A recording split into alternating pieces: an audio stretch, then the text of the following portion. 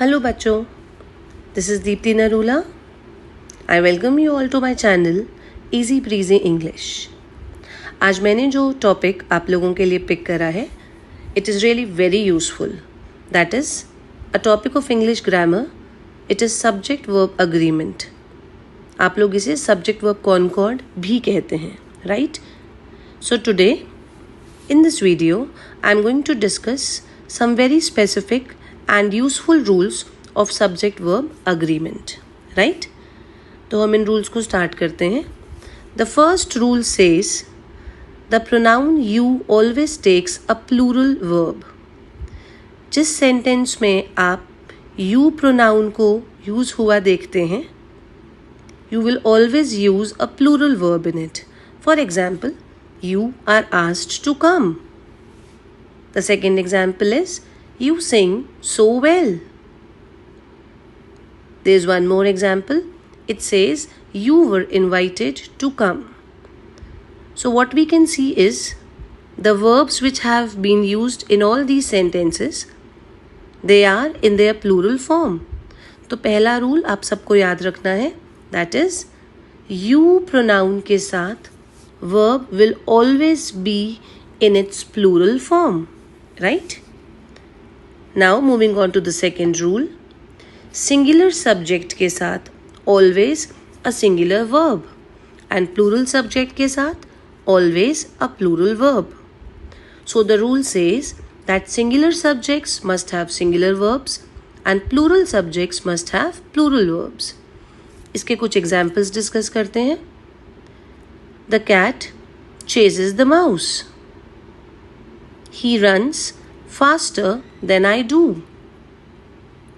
There were many trees in the park. The house had several chairs in the living room. So please remember, a singular subject, for example, the cat, will always have a singular verb. Chases the mouse. The cat chases. So a singular subject along with a singular verb. ये था second rule. Moving on to the third rule. अगर कोई sentence here या there से start होता है, right? Then the verb will agree with the subject which follows it. That means here या there के साथ जो भी subject दिया हुआ होगा, उसके साथ ही agreement होना चाहिए verb का. For example, here are the ways in which you can preserve meat. Second example is there is huge gap between the rich and the poor.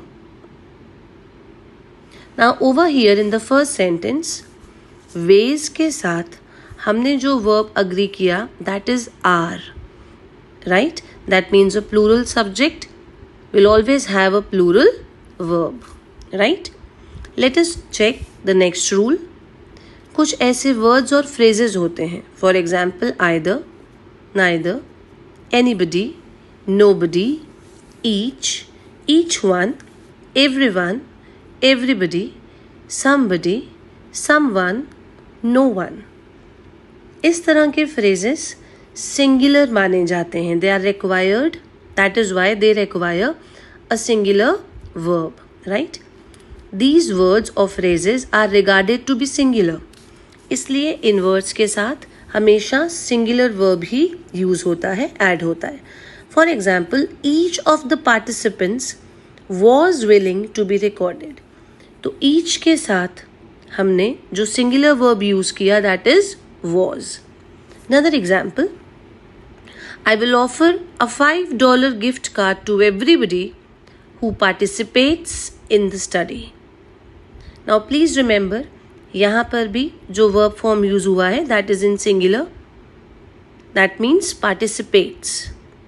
We can also read the next example.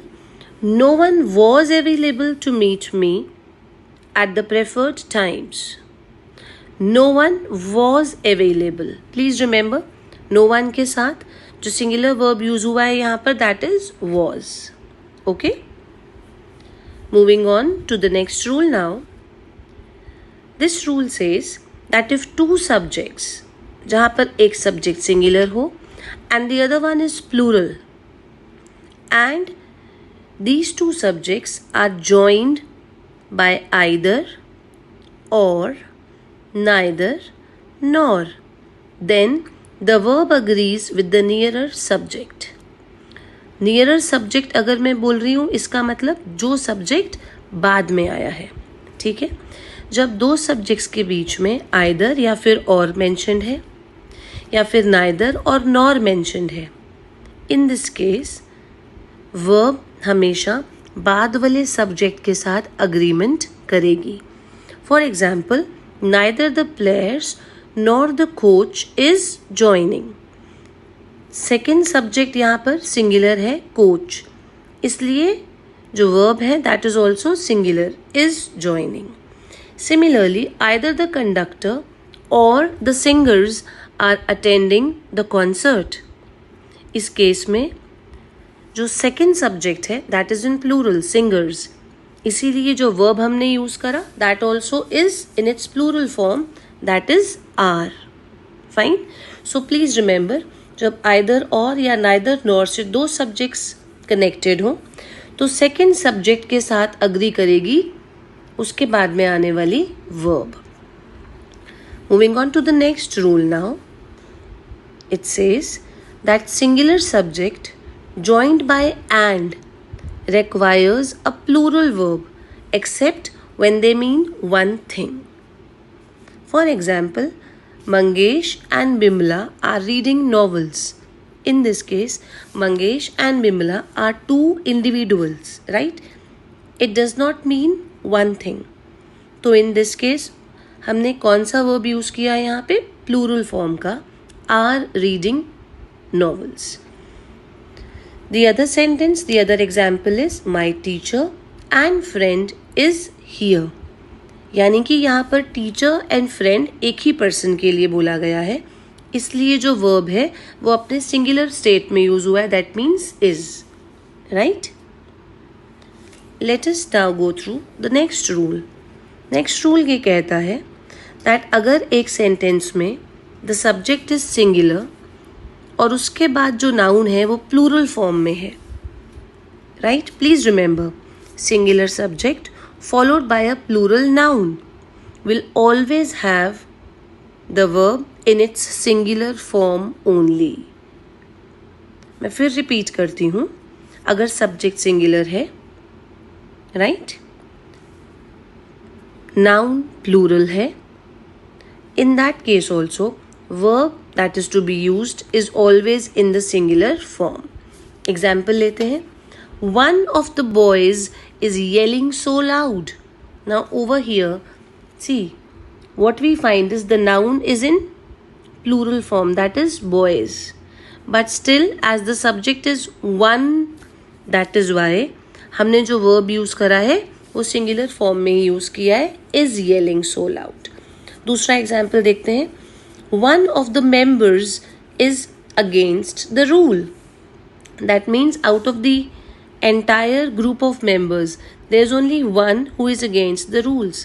इसीलिए singular subject followed by a plural noun will have a singular verb. Let's check out the next rule.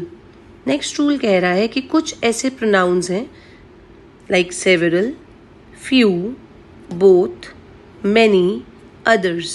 ये कैसे pronouns हैं? They are indefinite pronouns. In pronouns को हमेशा plural form में ही use किया जाता है। For example, both were asking to be free, several are seeking justice.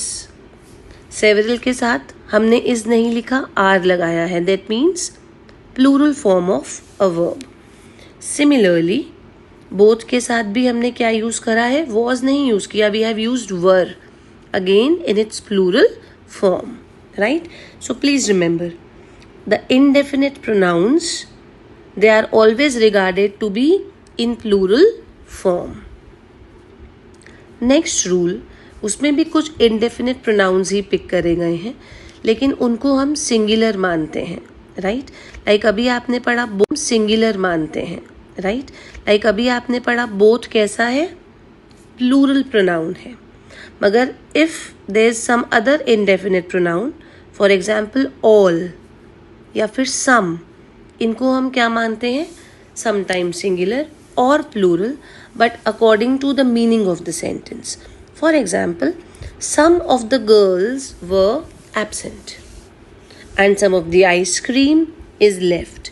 अब इस केस में आपको क्या समझना है, girls, that means over here we find that it is in the plural form, girls. That is why the verb over here is also in plural. Similarly, ice cream, that is singular noun, hence the verb also has been used in its singular form. Some of the ice cream is left. The next and very useful rule, it says कि जब भी हमें time, money, wait या distance को express करना होता है, हमें उन्हें हमेशा सिंगुलर फॉर्म में ही अप्लाई करना है, right? Even if the form is plural, still we have to express time, money, weight and distance as singular. Example लेते हैं. 2 years is a long time to wait. 2 years. इसके साथ हमने जो helping verb use करा है is, that is in which form? In singular form. Similarly, the next example, $1 million was returned to the owner. That means time span हो या money का कुछ amount हो और वेट बताया गया हो या डिस्टेंस बताया गया हो, like 10 kilometres is a long distance. So please remember, distance, time, money और वेट को हमेशा क्या रिगार्ड किया जाता है, सिंगुलर फॉर्म में रिगार्ड करते हैं. Next rule says that when the amount of money refers to separate units, जबकि इससे पहले वाले रूल में हमने क्या पढ़ा कि हम मनी को सिंगुलर स्टेट में ही काउंट करते हैं, सिंगुलर फॉर्म में ही काउंट करते हैं. लेकिन when the amount of money refers to separate units, in this case the verb, in order to be in agreement with the subject, it always has to be in plural form. For example, 5 25-cent centavo coins were found, or 60 100 peso bills were added to the budget. So over here, see what they have done is they have taken 60 units of what amount, 100 peso. That means that 60 units will always have the verb added to them in a plural form, right? That is why 60 100 peso bills were added to the budget. यानी कि जब भी कुछ money का कोई amount अगर separate units में express हो रहा हो, उसके साथ हम वर्ब को प्लूरल फॉर्म में ही ऐड करेंगे. Now the next rule, again very useful.